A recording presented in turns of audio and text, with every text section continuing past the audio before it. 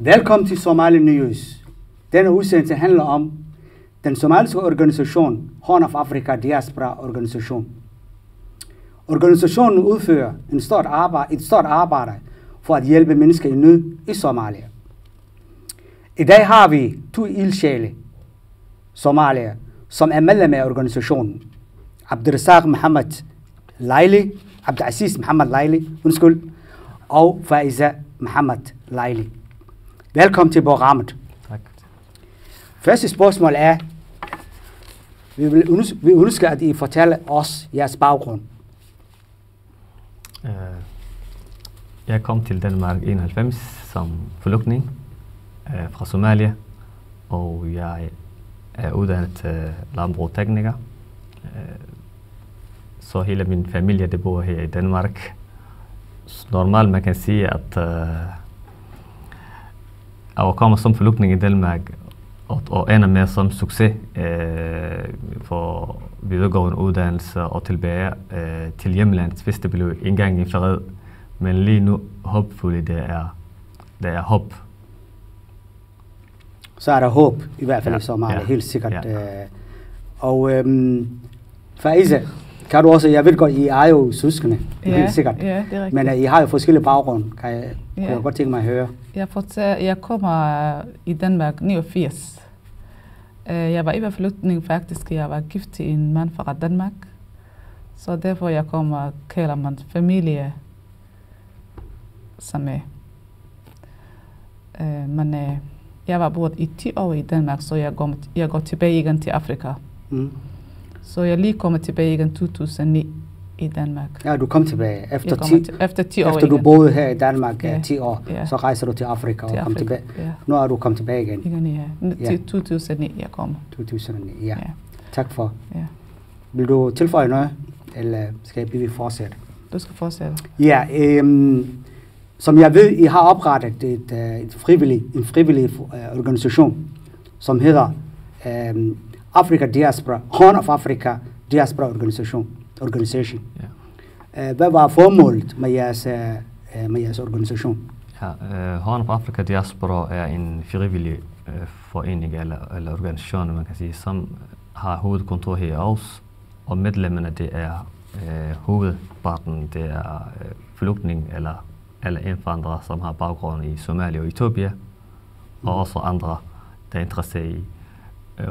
Foreningen er oprettet 2010 april. Hovedformålet var den ene formål var at hjælpe folk, som bor som har en nødsituation, hvor vi kommer fra i Somalia for eksempel, eller Etiopien, hvor grund er tørke eller hvad det eller krigen har påvirket, eller det er fattigdom, som gentagne gange har ramt mange børn og især kvinder. Den anden formål er at udarbejde integration og minimere kriminalitet her i Danmark, for at være sammen alle medlemmerne og rådgive hinanden og lave ungerne for eksempel en sådan roadmap for at det bliver succes. Så lige nu vi har en kontor her i Aarhus, som alle medlemmerne kommer, og vi har fælles møder, og vi har også nogle, som er aktive, og nogle, der er medlem. En anden vigtig ting, det er vores forening er medlem en projektrådgivning, eller tidligere projektrådgivning, nu det hedder SISU. Og det er en umbrella-organisation, som alle medlemmerne får rådgivning fra projektrådgivning, når de søger bølge eller middel for at lave et projekt. Og vi er glade for, at vi får nogle træningkursus eller free aftenkursus. Vi får også rådgivning vedrørende vores projekter. Lige nu vi er i gang med at lave et projekt i Etiopien. Men vi kommer tilbage til projekterne. Ja. Men jeg synes, det er rigtig godt, hvis du har tilføjelse i forhold til jeres formål. Har du det? Det vigtigste formål, det var de 2. En i Danmark, for vi vil gerne samvær for alle medlemmerne og for forskellige aktiviteter inden for integration og hjælpe unge og dem, der er nye i landet også.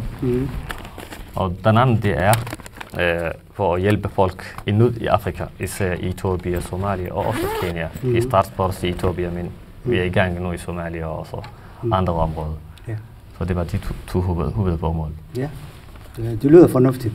Og når du har sagt til lige nu, at de også arbejder for Horn of Africa, og Horn of Africa, der ligger der jo også nogle forskellige lande.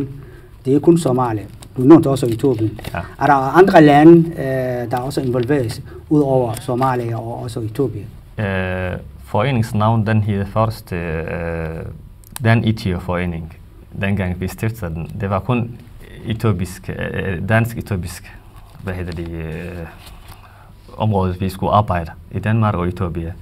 Men efterhånden, der var mange medlemmer, som ønskede og fortsætte i Somalia, hvor vi stammer fra også, og også Kenya, fordi det kunne være også en del af nabolandet. Men lige nu vi er kun en af gangen, vi startede, men kun Etiopien. Ja, det er rigtig godt. Ja. Når vi kommer tilbage til Etiopien og alle de aktiviteter, I laver dernede i Afrika, men jeg kunne godt tænke mig at høre, hvad er jeres aktiviteter her i Danmark generelt? Ja. Du nævnte også noget om bekæmpelse af kriminalitet, det har du sagt, men kan du uddybe lidt? For eksempel i Danmark, vi startede med en måde, hvor vi udarbejder og ønsker, hvordan kan vi forbedre vores unge for at komme på skolen eller arbejde eller succes i Danmark, steder hvor det går den omvendte vej. Det er en vigtig ting. Den har vi så oprettet en gruppe, som er ældre gruppe og også nogle modelgruppe, som er succes, som rådgiver, for samme rollemodel, som hjælper de unge, som ønsker sig at arbejde arbejdsmarkedet eller videre, sådan videregående uddannelse eller mellemuddannelse. Det er en. Hvis de også ønsker at komme tilbage og opleve, for de stammer fra, det er jo næste generation nu, det har vi. En anden ting, det er aktivitet, som vi laver kvinder, som ønsker også at være sammen og udarbejde aktiviteter, ligesom svømning og noget om IT og sådan noget ting. At de er kommet sammen? Der har vi også sådan nogle aktiviteter. Ja, det lyder rigtig godt. Ja. Og det synes jeg, det er også godt med det her med kvinder. Ja. Vi mangler jo mange somaliske kvinder på arbejdsmarkedet. Ja. Det synes jeg, det er rigtig godt. Ja. Vil du tilføje noget mere? Ja. Eller? Vil du tilføje mere om aktiviteter også? Ja. Skal der være det? Ja. En anden aktivitet, det er også, vi er jo en frivillig forening, som jeg har sagt til. Vi er ikke meget eksperter. De områder, som vi arbejder også. Så vi går også forskellige ekspertfolk, for eksempel SISU. Det er et organisation, som hjælper os, eller bygger vores kapacitet inden for at arbejde foreningen, når vi skal arbejde, udviklingsarbejde. Så det er træning, vi går. Ja. Men det synes jeg, det er rigtig godt. Det er Cisco, som har fået et nyt navn, som hed før projektrådgivning, som du har nævnt, som støtter forskellige foreninger. De skal lave nogle arbejde her i Danmark, men også oplysningsarbejde i andre lande, blandt andet de Horn of Afrika. Det er rigtig godt. Ja. Vi har også de fester, som vi holder, som traditionelt. Vi har også fælles også, vi holder festerne, for eksempel Eid-fest. Ja. Vi har en gruppe, som styrer alle de der forskellige aktiviteter, som alle er glade og eller noget mindelse, for eksempel, hvis der er et eller andet, som folk ønsker, for eksempel, og siger, at vi har brug for et foredrag. Vi inviterer fra hjemlandet, for eksempel. Der har vi også et program sidste år, vi har også lavet sådan aktiviteter. Ja. Det synes jeg er rigtig godt. Jeg har selv set jeres arbejder det i forhold til forskellige højtider, og det synes jeg det er rigtig spændende. Jeg er jo en af de foreninger, som er meget aktive her i Danmark, og jeg synes, det er rigtig dejligt at se nogle folk, som er så aktive i det her, men også i Somalia. Men hvis vi kommer tilbage til Faiza, du er lige kommet fra Somalia, men hvorfor rejser du til Somalia? Det er fordi, jeg var rejse i Somalia i, som jeg fra Horn of Africa Organization Diaspora i Aarhus, eller i Danmark. Det vælger mig, at jeg skal gå til rejse Somalia og lave arbejde til regeringen i Somalia, nye regering. Så da jeg var i Somalia, Mogadishu, så jeg har fået et opgave. En anden opgave har du fået? Så starter jeg min opgave. Og min opgave var, at jeg skal finde ud af det, hvordan vi kan finde ud af det 285 folketing eller MP's. Så vi skal være medlem af den nye parlament? Nye parlament, ja. Så vi skal også til parlamenten vælge, traditionel ældre Somalien. Så jeg skal modtage ansøgning. Så bagefter mig og kollegaer, 26 andre, vi skal lave ren parlamentary i nye regering i Somalia. Så det betyder, at I skal undersøge alle de dokumenter og materialer, der er afleveret? Vi har jo kriterier. Må man ikke være kriminal, må man ikke være uden uddannelse. Det skal være 30% til kvinder. Det skal være 30% til kvinder, ja. Så det var hårdt arbejde faktisk, og vi har kort tid. Ja. Du nævnte det her traditionelle, ældrelige folk, som ønsker at være medlem af parlamentet. Var det udbredt, at der skal være mange? Burde der være også nogle andre fra andre steder end fra Somalia? Altså fra diaspora-organisationen fra andre steder inden for Somalia? Inden for Somalia, det er rigtigt, men det var jo... Det Somalia, det har lavet 4.5, hedder det, hver ting nu. Hvad er 4.5? Hvad er det? 4.5. Så der er mange, det vil have MP's, men det skal være 275. Så derfor, de ældrene faktisk, det var hårdt for dem, og hårdt for os. Men det er det sidste, vi finder ud af det, hvordan man kan handle. Ja. Tak. Har der været nogle uregelmæssige handlinger i forhold til valgprocessen? For du var jo som valgobservatør. Du blev sendt af din organisation, og du overvejer det og undersøger det her. Har der været nogle uregelmæssige handlinger i forhold til valgprocessen? Altså har der været nogen, der snyd, eller har det været... Eller gik det bare normalt, som skulle det være? Det gik helt normalt og helt demokratisk. Ja. Og det var fint faktisk. Og fordi observers også, det var udlændinger, international community. Det var også observers. It was 12 mennesker. Så derfor vi kigger, holder øje ved hele. Men man ikke snyder og ikke anden problem faktisk. Men læser jo i aviserne dagen efter, at der er nogen der er betalt til et beløb, eller sådan, eller der florerer alle steder, har det været $25,000 for at få mulighed til at blive opstillet osv. Er det noget, er det rigtigt, eller det er bare... Det var ikke rigtigt. Det var ikke rigtigt? Nej, fordi det var 4.5.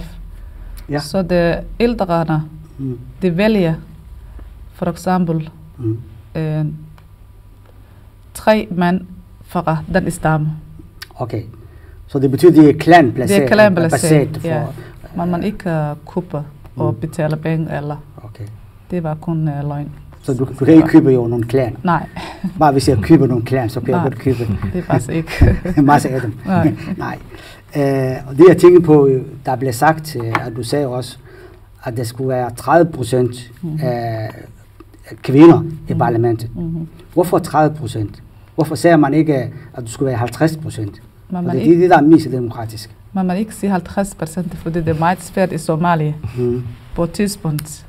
Fordi det starter nu ny regering. Somalia var 23 år, det var krig. Og det ikke forstår, at det var et demokrati at det moment.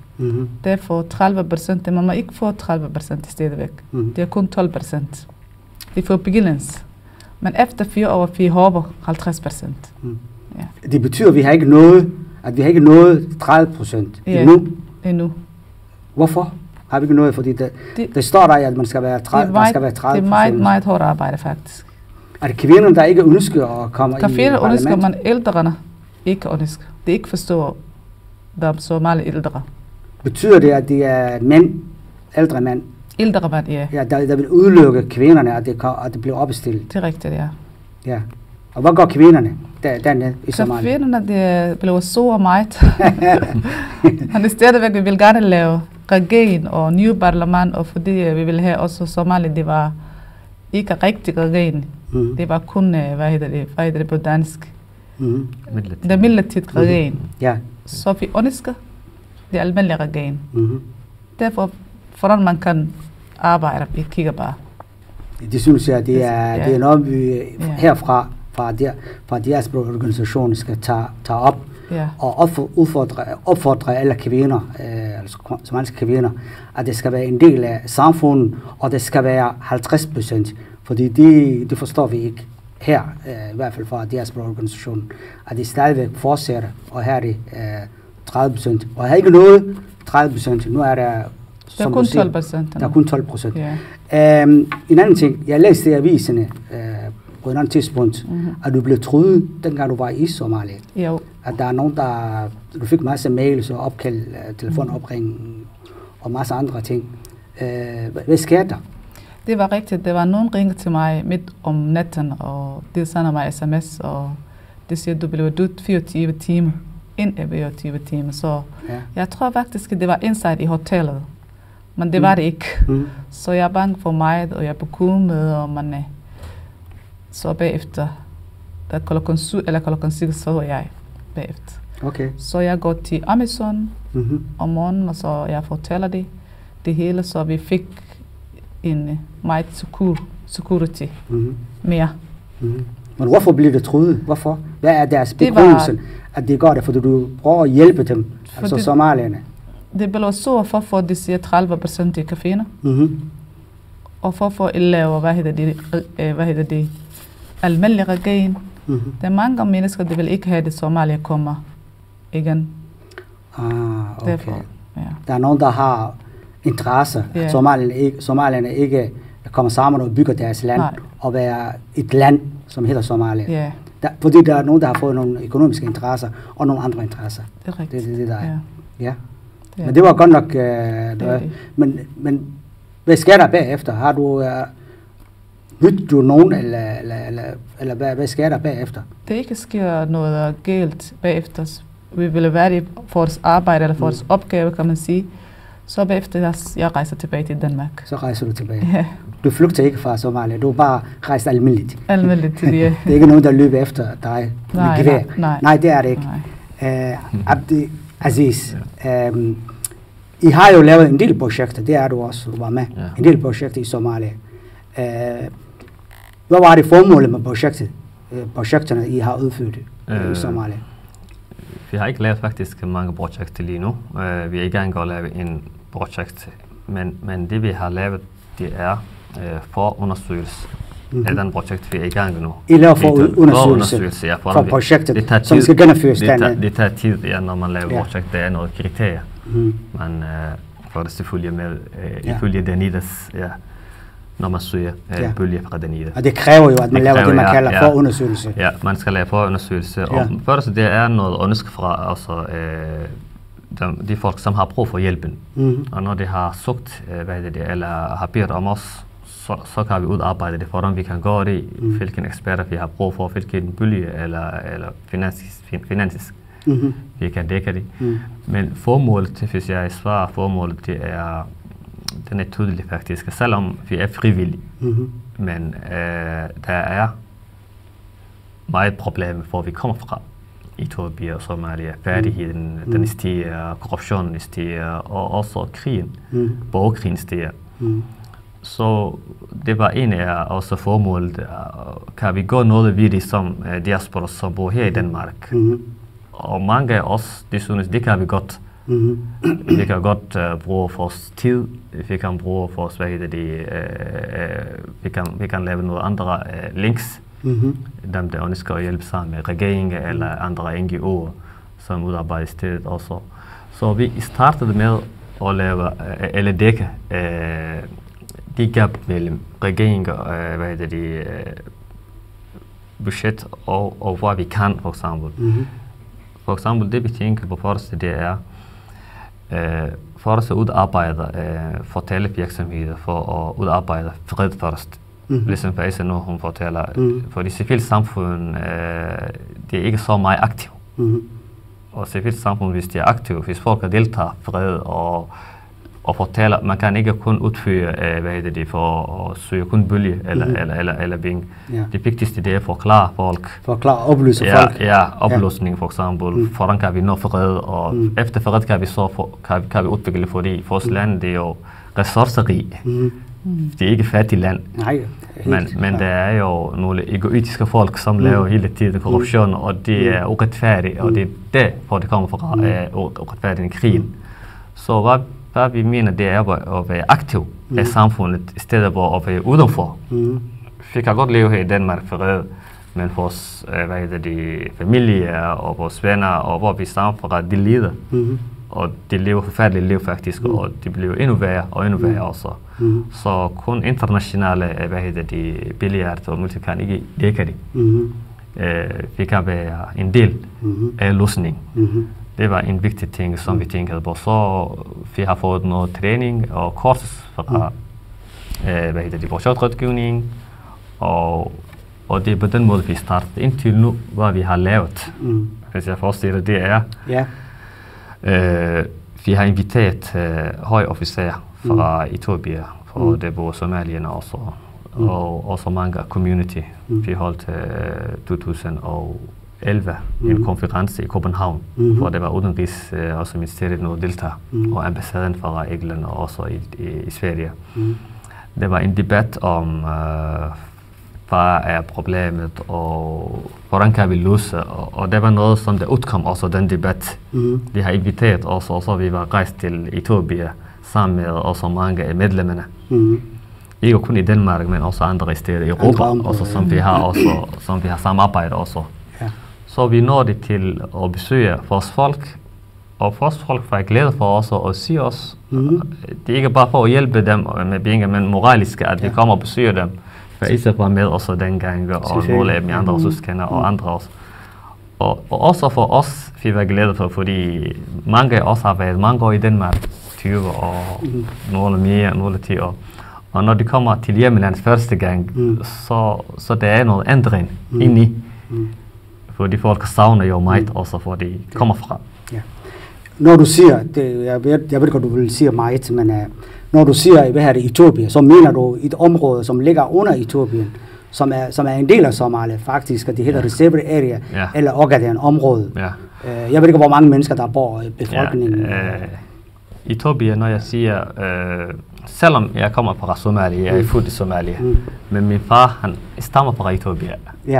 På grund af krigen mellem Etiopien og Somalia, min far han flyttet til Somalia, og jeg er født deroppe og kom til Danmark. Der er mange, der er sådan. Somalia-region. Etiopien, der har været forskellige regimer, nogle diktatorer, men nu der er en ny regering, som har ændret meget faktisk. Det er et federalt system. Der er både forskellige etniske grupper, over 50. Og hvad er det, når man kigger, for mig det er befolkningen, det er cirka 90 millioner. 90 millioner? Ja. Okay. Og Somalia, jeg troede faktisk, der var flere. Der er forskellige. Somaliske etniske, det er cirka 4 millioner. Ja, det er godt. Men hvad er jeres, nu, fordi tiden går jo, hvad er jeres fremtidsplan? Hvad er I skal lave i fremtiden? Har I nogle planer? Har I nogle projekter, der kører lige nu, eller på trappen, eller hvad har I planer nu? Har I nogle møder? Har I nogle konferencer? Ja. Lige nu, som vi sagt, det er svært at arbejde 3 områder for os. Vi er nye, og vi er frivillige. Vi er i gang med nu et projekt i Etiopien, som hedder kapacitetsopbygning af landbrug, forening i Goddag. og den er ikke blevet godkendt, men vi er i gang med at undersøge det. Det er ærgerligt. Ja, vi håber. Sådan et projekt kræver jo, at man har brug for. En anden ting, det er, som Faiza fortalte dig nu, vi er aktive også Somalis regering, som er ny for at deltage som diaspora i Danmark. Præcis. Vi kontakter, vi har inviteret dem, og allerede vi har udført et stort arbejde. Ja, det kan jeg godt høre jo, hvad folketingsmedlemmer for eksempel. Og undersøger det op. Ja. Så noget af ting, vi har lavet, og andre, vi er i gang og udarbejde det. Men stadigvæk, vi bygger også forskerkapacitet, og vi bygger også for partners kapacitet. Så det er de to ting, vi har blandt nu. Ja. Kapacitetsopbygning af os, og også for partner for at lave bedre arbejde i fremtiden. Og samle alle de informationer, og alle de oplysninger, der skal til, at man søger et projekt. Ja. Er der flere ting, I vil arbejde med? Vi ønsker faktisk at have fællesskab med andre foreninger, som også har samme interesse. Nu vi har i gang med dem også foreninger. Vi har en fælles lokale nu, foreningshus i Gellerupbakken, og vi er glade for faktisk, fordi vi diskuterer det også. Og selvfølgelig i fremtiden, vi er optimist, at der er mange folk, som synes, det er en god idé at lave sådan aktiviteter. Så i stedet hvor frivillige vil gerne have permanent arbejde, ligesom NGO'erne går det, så vores arbejde bliver jo større, og vi kan lave også en succes, projekt. Jeg synes, det her det er rigtig spændende interview, jeg har haft her med jer. Og det har vi brug for folk som jer, som er ressourcestærke somalier, som altså bidrager i forhold til krigen i Somalia, men også i forhold til forskellige foreninger her i Danmark. Vi har brug for alle de aktive somalier, efter min vurdering. Tak I kom, for I kom. Alle udsendelserne kan genses på nettet, på somaliportaler.dk. På gensyn.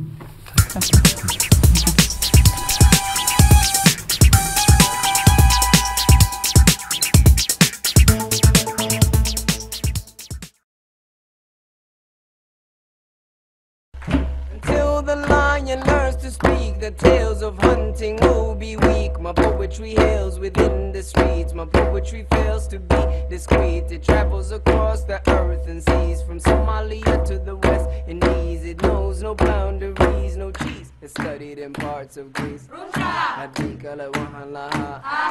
Yeah.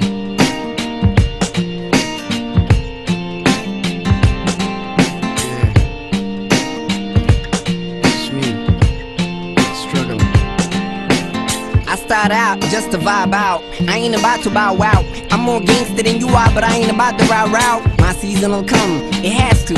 Honestly, I feel like I'm 10 months pregnant or something. I'm past due. Sincerely, I'm touchy these days, I can't take none. I'm trying to treat my record like the Lord, but I'm dying to break something. And mostly, I'm up and stressing when other folks sleep. Believe me, I know struggle, and struggle knows me. My life owes me. Like an overdose, I'm slowly drifting into the arms of trouble. Then trouble holds me, and nothing else is close to me. More than pain, unfortunately, like a self-fulfilling prophecy. I'm supposed to be struggling, and it's troubling. In the circumstance I'm dwelling in, I find myself in the corner huddling with some angry men. And I gotta settle again before they gotta kill again. I'm struggling, and it's troubling. In the circumstance I'm dwelling in, I find myself in the corner huddling with some angry men. And I gotta settle again before they gotta kill again. I should be chilling on beaches, instead my bone freezes. Ducking Glocks and I walk, well, like Jesus. The realest thing for me is, since I was a fetus, the only break I ever got was at Reese's. So legitimately, I remain very little relieved. And at Thug Rappers, I remain very little intrigued. And can you blame me? Look how we lived in the late 80s, throwing rocks at the crazy ladies. And when we played these crazy games, the whole crew had crazy names. We even had a cripple, we used to call them Lazy Legs. But my faith remains untouched and unchanged.